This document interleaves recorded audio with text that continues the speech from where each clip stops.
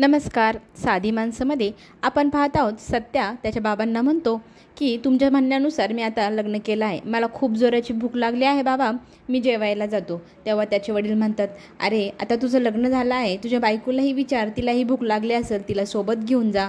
तेव्हा तो तिला म्हणतो, मला भूक लागली आहे, तुला यायचं असेल जेवायला तर चल माझ्यासोबत.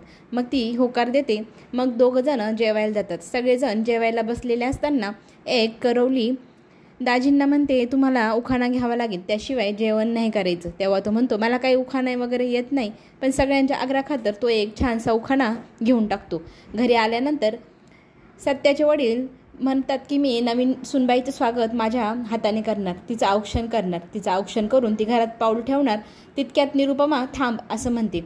ज्याचा ह्या घराशी संबंध नाही तर त्याच्या बायकोचाही ह्या घराशी संबंध नाही, तो जर इथे राहणार नाही तर तीही इथे राहू शकणार नाही, त्यांना या घरात गृहप्रवेश मी करूच देणार नाही, असा निरुपमा हिने तिचं मत ठाम केलेलं आहे. घरात प्रवेश केलेल्या नव्या नवरीनी तसंच पाऊल पाठीमाग घेतलं आणि माघार घेत ते निघून गेले. पुढे काय होणार पाहण्यासाठी आपण पुन्हा भेटू. लवडी स्वरा चॅनलला नक्की सबस्क्राईब करा. धन्यवाद.